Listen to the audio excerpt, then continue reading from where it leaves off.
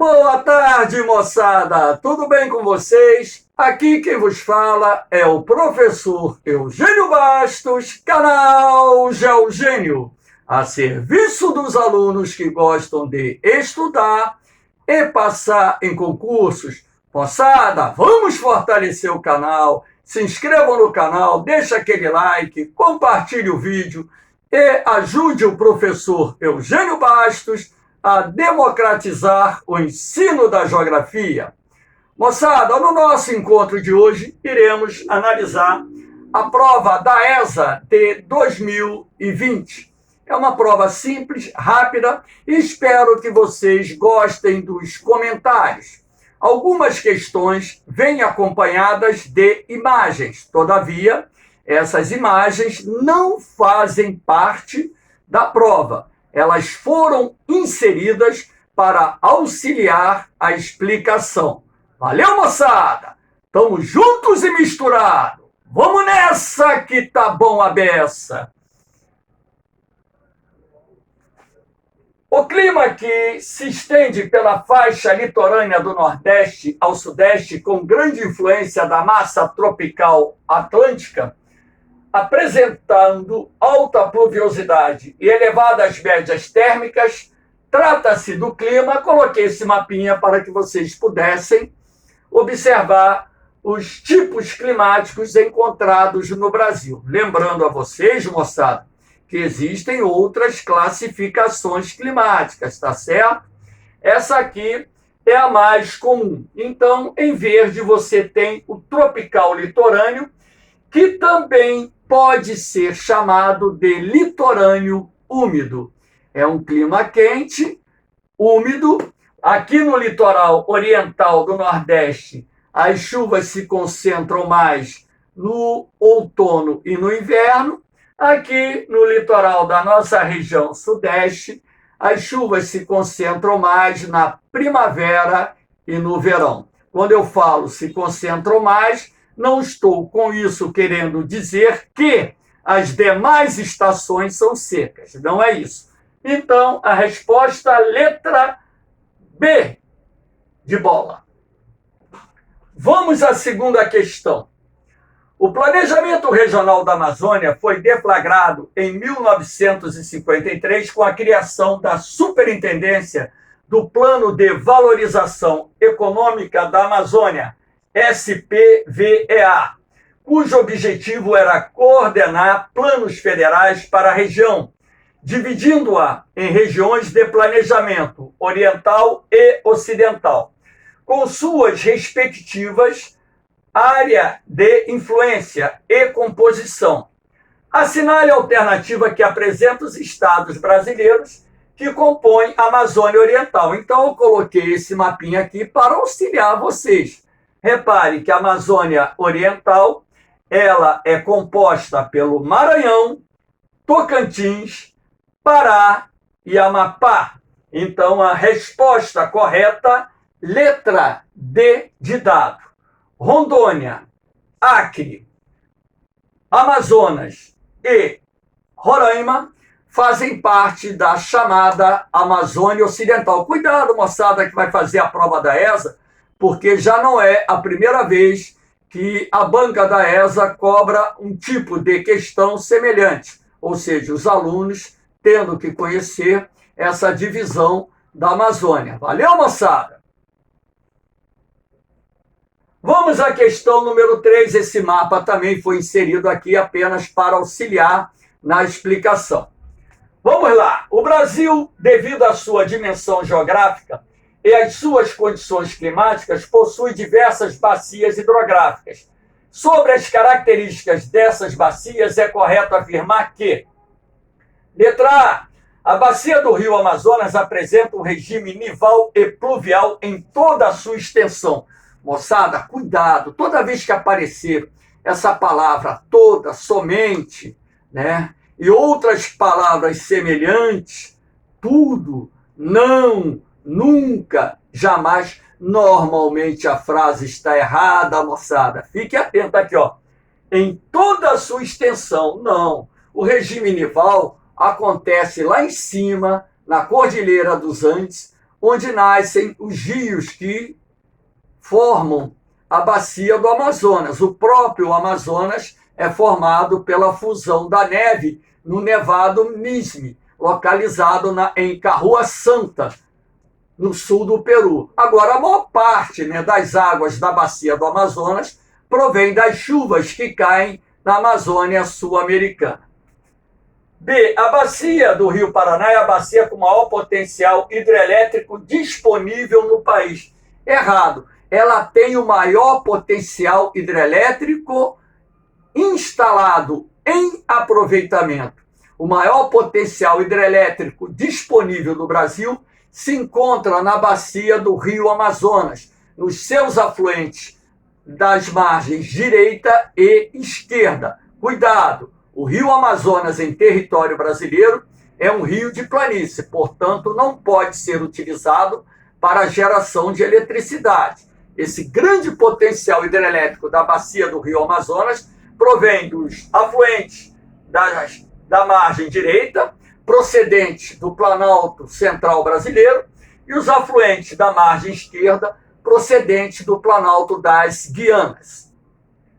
C. A bacia do Rio Tocantins-Araguaia localizam-se a hidrelétrica de Belo Monte e também a maior ilha fluvial do mundo, a do Bananal. A hidrelétrica de Belo Monte está localizada no rio Xingu, lá no Pará, afluente do rio Amazonas, e não na bacia do Tocantins-Araguaia.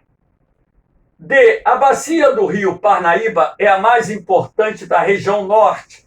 Errado, a bacia do rio Parnaíba se encontra aqui na região nordeste, pegando o Piauí e parte do Maranhão, e também parte do Ceará e por aí vai.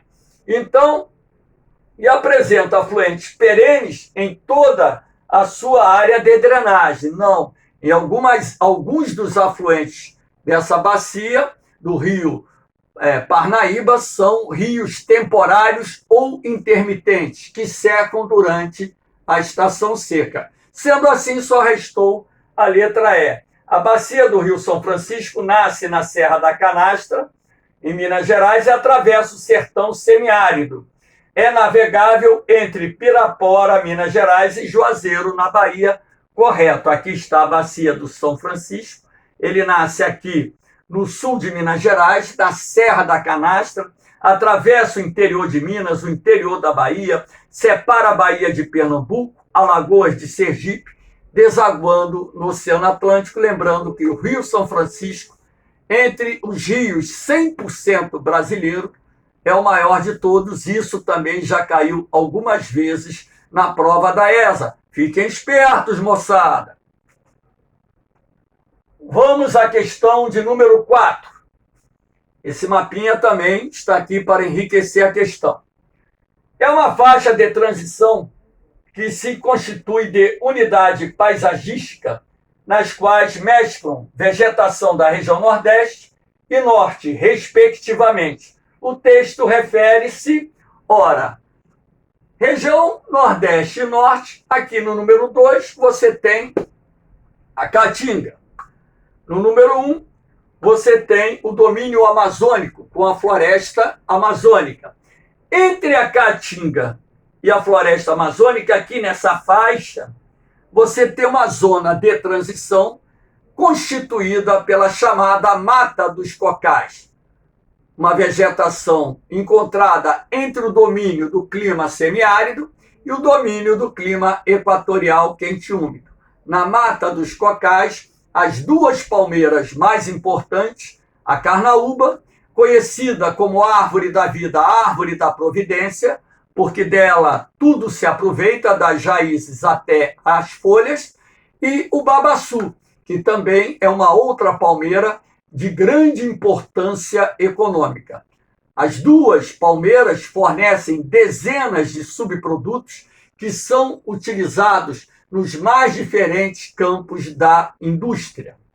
Então, resposta correta, letra C. Aqui você vê o domínio da pradaria, número 6. O manguezal é uma vegetação que cresce nas costas baixas e lamacentas do litoral de Santa Catarina até o Amapá. A restinga é um cordão arenoso formado por um banco de areia paralelo à linha da costa, como, por exemplo, temos aqui no Rio de Janeiro a restinga da Marambaia, na Zona Oeste. E o Pantanal é uma vegetação de transição encontrada aqui no oeste do Mato Grosso do Sul e sudoeste do Mato Grosso. Então, só restava mesmo a letra C. Esse gráfico também não faz parte da questão, está aqui para enriquecê-la. Nas últimas décadas, o Brasil vem passando por significativas mudanças estruturais em sua composição demográfica. Sobre esse assunto, assinale a alternativa correta. O envelhecimento da população brasileira se mantém em níveis baixíssimos, seguindo a tendência mundial. Errado. A expectativa de vida do brasileiro atingiu, em 2020, 76,5 anos. É uma expectativa de vida relativamente próxima à dos países desenvolvidos. Essa expectativa vem crescendo há várias décadas em nosso país. B. A taxa de fecundidade, que indica o número de nascidos vivos, tem apresentado expressivo aumento neste século. Taxa de fecundidade é a relação que existe entre o número de mulheres em idade reprodutiva, que para fins estatísticos vai dos 15 aos 49 anos, e a média de filhos que elas possuem, tá certo? Essa taxa de fecundidade, ela vem caindo, visto que nós temos vários fatores que contribuem para esse processo. O planejamento familiar, a difusão dos métodos anticoncepcionais, a maior participação das mulheres no mercado de trabalho, né? A concentração da população em áreas urbanas, onde o custo de criação é mais alto. Enfim, são vários os fatores que, combinados, estão contribuindo não só para a queda da taxa de fecundidade, assim como para a queda da taxa de natalidade. C. O Brasil permanece como um país cuja maior parte da população vive no campo. Errado.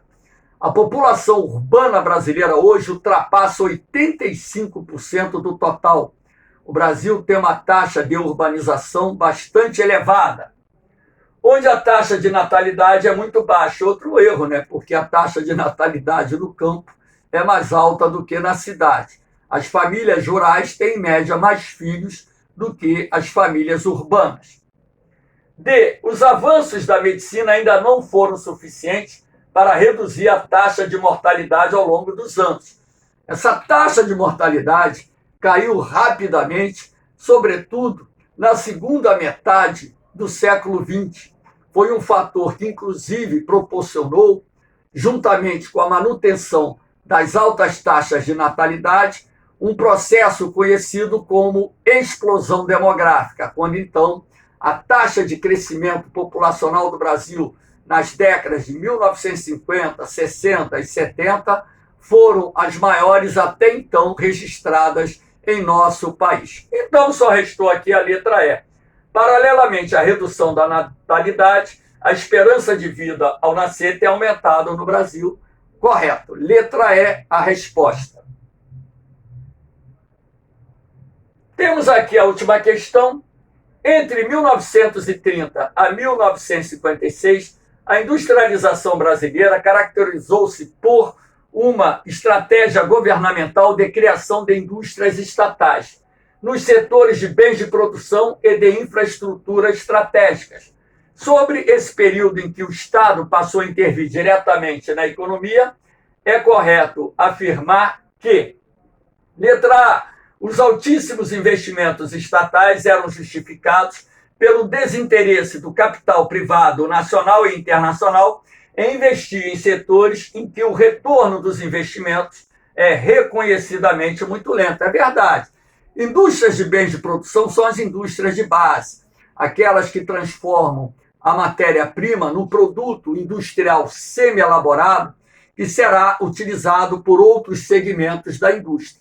As indústrias de base requerem altos investimentos e o retorno do investimento feito se processa de forma muito lenta. As indústrias de bens de consumo são aquelas em que o retorno do investimento se processa mais rapidamente. Então, a afirmativa aí está correta. Vamos ver os erros das demais afirmativas. B. São exemplos de indústrias que se destacaram no período. A Companhia Vale do Rio Doce, correto, criada no governo Vargas. Companhia Hidrelétrica do São Francisco, correto, também criada no governo Vargas. Montadoras de automóveis do ABC Paulista, errado. As montadoras vieram a partir do plano de metas governo presidente Juscelino Kubitschek. C. Esse modelo de industrialização ficou conhecido no Brasil como substituição de exportações, correto? De exportações não, perdão, substituição de importações. Importações. E se caracterizou pelo incentivo às importações de bens de consumo. Errado. Caracterizou-se pelos incentivos às exportações de bens de consumo, não importações. Inclusive, nessa época, o Brasil adotou uma política desenvolvimentista apoiada na necessidade de promovermos uma expansão da atividade industrial em nosso país. D. O então presidente Getúlio Vargas implantou o plano de metas. Errado. Quem implantou o plano de metas foi o presidente Juscelino Kubitschek, com o objetivo de impulsionar o crescimento da economia brasileira e a partir do setor industrial. Em função desse extraordinário crescimento do setor industrial brasileiro, perdeu importância a exportação de produtos primários, notadamente o café. Ora, nessa época, os produtos primários ainda constituíam a maior parte das exportações brasileiras. Só mais à frente, com a expansão da atividade industrial, é que os produtos industrializados de maior valor agregado passaram a ser os principais produtos exportados pelo Brasil. Mas ainda hoje, os produtos primários, não só derivados do agronegócio, como também da atividade extrativa, têm um peso significativo nas exportações brasileiras. Valeu, moçada! Espero que tenham gostado dos comentários. Dê aquele like, fortaleça o canal, se inscreva no canal e me ajude a democratizar o ensino da geografia. Valeu, moçada! Um forte abraço em vocês, um beijão no coração, fiquem com Deus. Eu vou, mas eu volto, hein? Fui!